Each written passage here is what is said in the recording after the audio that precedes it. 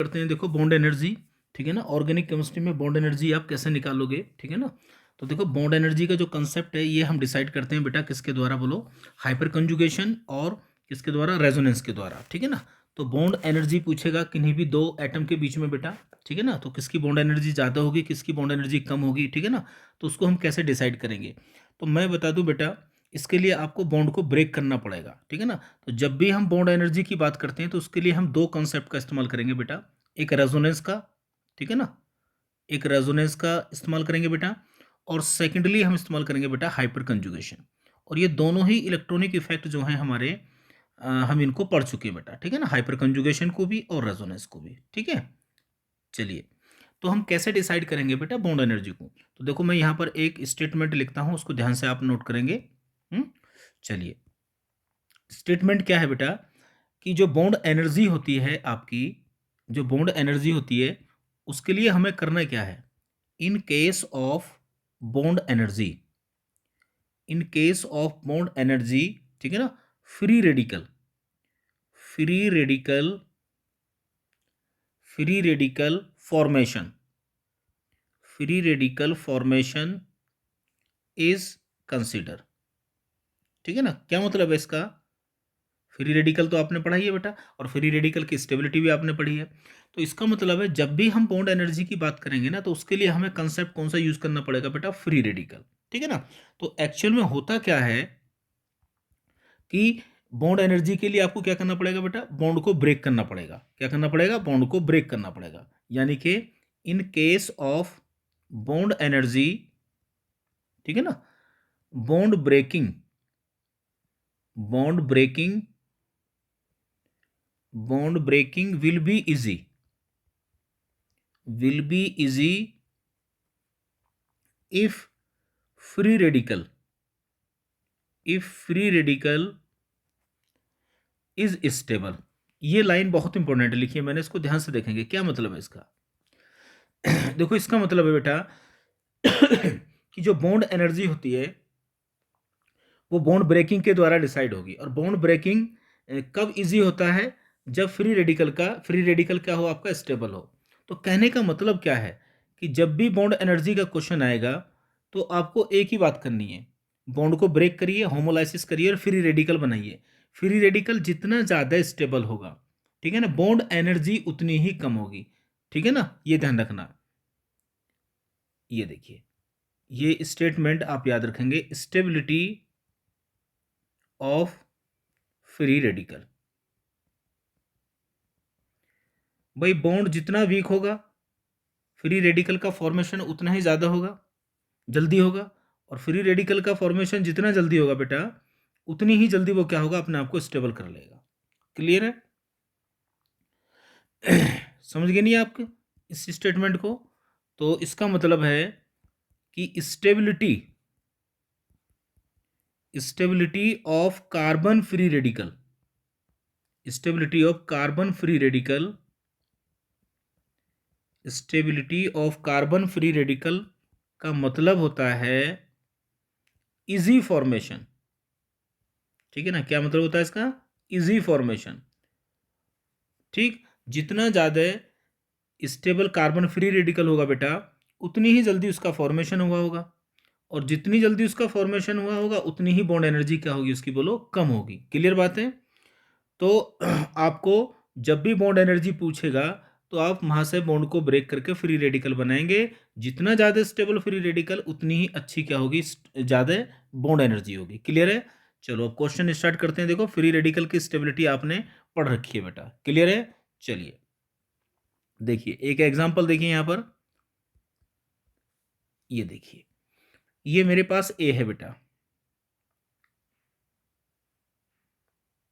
और यहाँ पर है ये Cl, और यहाँ पर इस कार्बन और Cl के बीच की जो बॉन्ड एनर्जी है वो अल्फा हमने मान ली, मान लो। और एक बी मेरे पास एग्जांपल है, और यहाँ हमसे बॉन्ड एनर्जी पूछ रहा है इस कार्बन और Cl के बीच। तो आपको बॉन्ड एनर्जी का ऑर्डर बताना है कि अल्फा की ज़्यादा होगी या बीटा की ज़्यादा होगी। तो अभी मैंने आपको कंसेप्ट बताया था कि जब भी बॉन्ड एनर्जी का क्वेश्चन आएगा तो फ्री रेडिकल बना लीजिए, इस बॉन्ड को यहाँ से तोड़ो बेटा, इस यहाँ से तोड़ो, फ्री रेडिकल बनाओ। जितना ज़्यादा स्टेबल फ्री रेडिकल होगा उतना ही वो इजीली बना होगा। यहाँ पर ये वाला डॉट बना है देखो, और यहाँ पर बना है बेटा ये वाला डॉट। दोनों फ्री रेडिकल की स्टेबिलिटी अगर आप चेक करते हो बेटा, तो सेकंड वाला जो डॉट है वो बेंजाइलिक फ्री रेडिकल है, ठीक है ना, जो कि रेजोनेंस के द्वारा स्टेबल है, ठीक है ना। तो सेकंड वाला फ्री रेडिकल ज़्यादा स्टेबल है, ये मोर स्टेबल है बेटा। तो मोर स्टेबल का मतलब इसका फॉर्मेशन इजीली हुआ होगा। तो इजीली हुआ होगा तो इसकी बॉन्ड एनर्जी क्या होगी बेटा, कम होगी। तो बॉन्ड एनर्जी का ऑर्डर क्या होगा बेटा, ए वाले की बॉन्ड एनर्जी बी से ज़्यादा होगी, या आप ये लिख सकते हो कि अल्फा ग्रेटर देन बीटा बेटा। इस तरह से हमें क्वेश्चनों को सोल्व करना है। क्लियर है? चलिए देखिए नेक्स्ट, देखिए बेटा एक क्वेश्चन और लेते हैं हम यहाँ पर।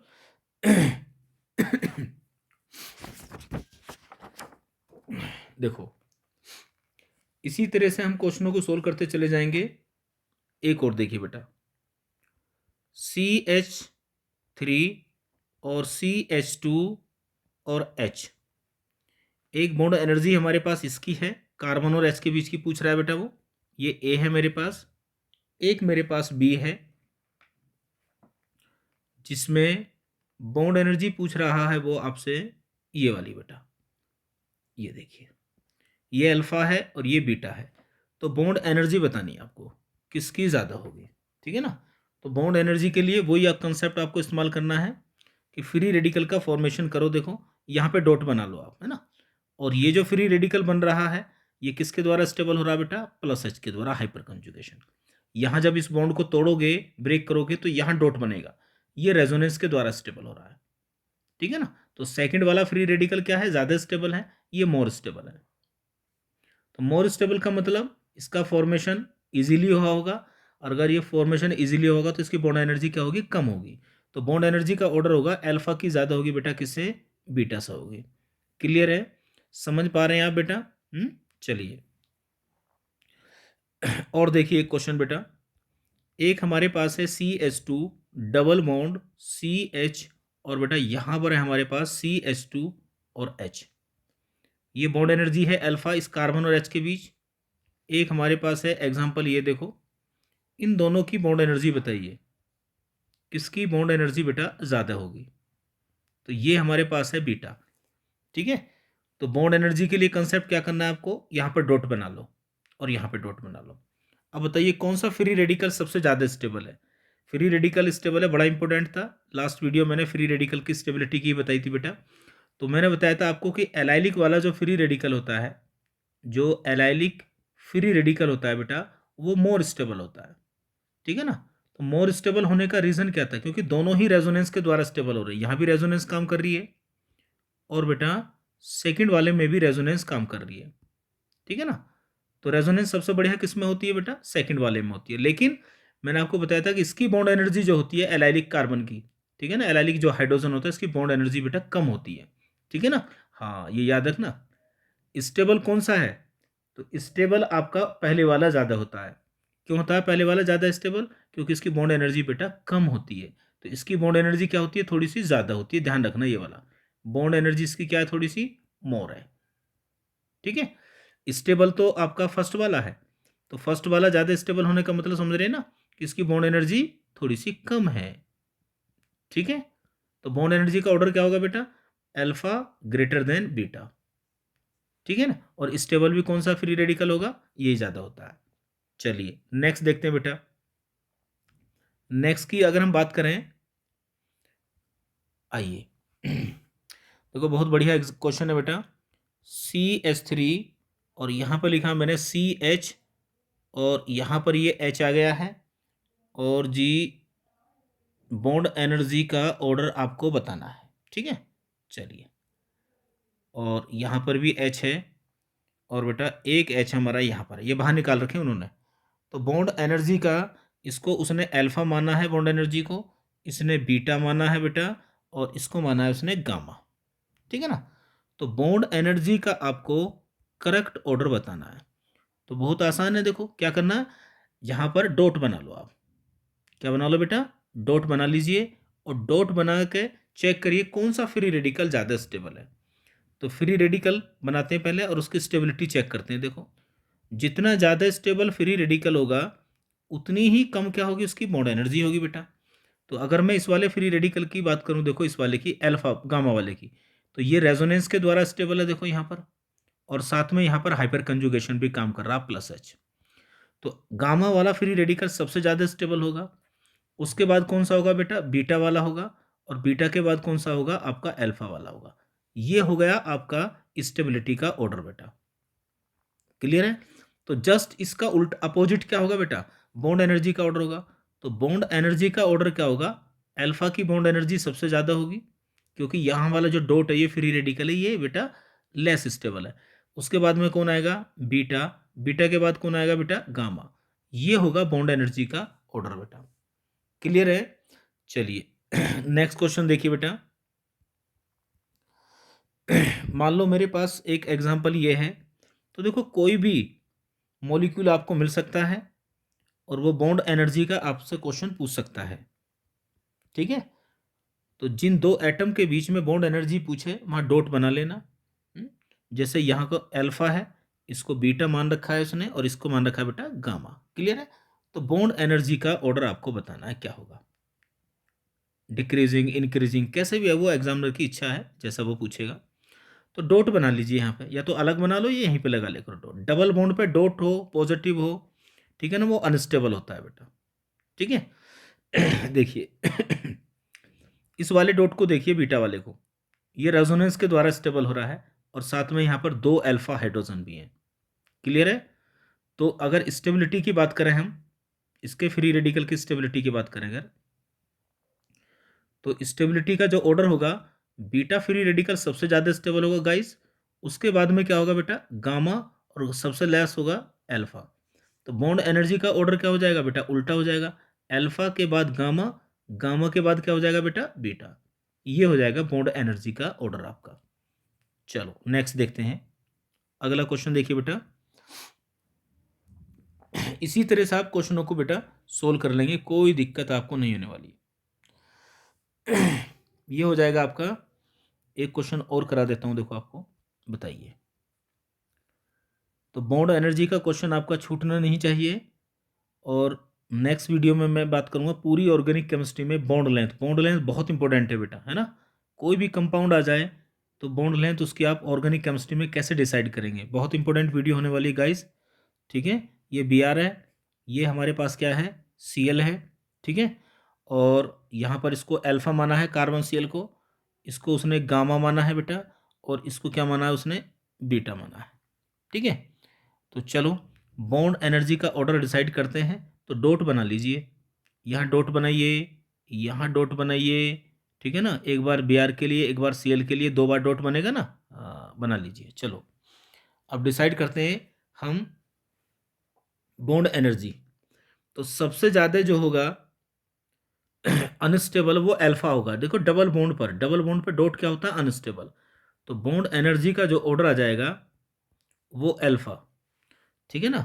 उसके बाद में क्या आएगा बेटा, बीटा आएगा। क्या आएगा, बीटा आएगा, ये देखिए। उसके बाद क्या आएगा बेटा, गामा आएगा। ये है बॉन्ड एनर्जी का ऑर्डर। और अगर कार्बन फ्री रेडिकल की स्टेबिलिटी की बात करोगे ना, तो स्टेबिलिटी में क्या करोगे, देखो स्टेबिलिटी कार्बन फ्री रेडिकल की अपोजिट हो जाएगी, है ना। गामा सबसे लास्ट पहले आएगा, गामा वाला सबसे पहले आएगा। क्यों आएगा गामा वाला सबसे पहले बेटा, बोलो। क्योंकि दोनों तरफ एक तो रेजोनेंस में है, ठीक है ना। हाँ, गामा वाला आपका, उसके बाद कौन आएगा बेटा, बीटा, और बीटा का आएगा आपका, उसके बाद आएगा अल्फा। ये होगी आपकी स्टेबिलिटी का ऑर्डर। सब जगह डॉट बना के एक एक करके चेक कर लीजिए, आपको कार्बन फ्री रेडिकल की स्टेबिलिटी आती है, ठीक है ना। आसानी से आप उसको चेक कर लोगे बेटा, ठीक है। नेक्स्ट देखते हैं, एक क्वेश्चन और करा देता हूं मैं आपको। आइए देखिए बेटा।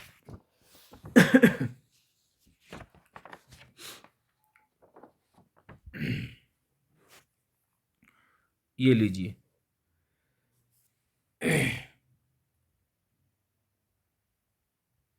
ये देखो बेटा, डिसाइड करिए। अब कभी भी दो एटम के बीच में बॉन्ड एनर्जी की अगर वो बात करें आपसे, तो बस सीधा आपको डॉट बनाना है। क्या बनाना है बेटा? डॉट बनाना है, ठीक है ना। हाँ, ये देखिए, ये आपको और वो आपको सिंबल देगा। इसको आपने अल्फा मान रखा है, इसको बीटा माना है बेटा, इसको गामा माना है, और बेटा इसको क्या माना है उसने? डेल माना है, ठीक है ना। तो आप सभी जगह फ्री रेडिकल बना के और चेक कर लीजिए। डबल बॉन्ड पे डॉट जो होता है वो आपका अनस्टेबल होता है, ठीक है। तो सबसे ज्यादा जो अनस्टेबल होगा ना, यही वाला होगा। देखो, ये भी डबल बॉन्ड पे है, लेकिन एक ही डबल बॉन्ड है। मोर डबल बॉन्ड मोर इलेक्ट्रोनेगेटिविटी बढ़ती है बेटा, उतनी ही, ठीक है ना। तो देखिए, हम अगर बॉन्ड एनर्जी का मैं ऑर्डर निकालने की कोशिश करूं, तो सबसे पहले कौन आएगा बेटा? डेल आएगा। देखो, डेल, डेल के बाद अल्फा, अल्फा के बाद बीटा, बीटा के बाद गामा। ये होगा बॉन्ड एनर्जी का ऑर्डर, ठीक है ना। एक और क्वेश्चन करा देता हूं, चेक कर लीजिए। तो ये था हमारा बेटा कंसेप्ट बॉन्ड एनर्जी का। क्या कंसेप्ट था ये हमारा? बॉन्ड एनर्जी का कंसेप्ट था ये, ठीक है। नेक्स्ट वीडियो में मिलेंगे बॉन्ड लेंथ के लिए, ठीक है। आइए बताइए बेटा, बॉन्ड एनर्जी का ऑर्डर लिखिए। ये अल्फा है, ये गामा माना है, और ये बीटा माना उसने, ठीक है। तो डॉट बना के चेक कर लो। एक डॉट यहाँ बनाइए, एक डॉट यहाँ बनाइए, एक डॉट यहाँ बनाइए, ठीक है ना। तो डॉट बना के और यहाँ पर डबल बॉन्ड भी दे रखा है बेटा, ये रहा, ठीक है ना।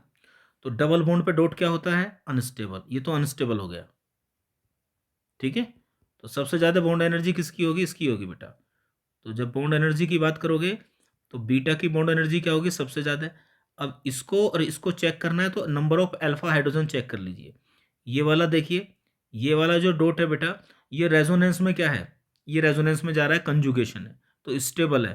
तो इसका फॉर्मेशन आसानी से हो जाएगा। तो इसके बाद कौन आएगा बेटा? इसके बाद कौन आना चाहिए बोलो? इसके बाद आएगा आपका गामा आएगा बेटा, और गामा के बाद कौन आएगा बेटा? अल्फा आएगा। ये हो गया बॉन्ड एनर्जी का ऑर्डर, ठीक है। तो मिलते हैं नेक्स्ट वीडियो में, ठीक है ना। बॉन्ड लेंथ, ऑर्गेनिक मॉलिक्यूल की बॉन्ड लेंथ कैसे निकालेंगे, ठीक है। तो पढ़ते रहिए बढ़िया तरीके से और इसको समझिए। अगर फिर भी कोई डाउट आता है तो आप मुझे मैसेज कर सकते हैं, ठीक है ना। चलिए बेटा।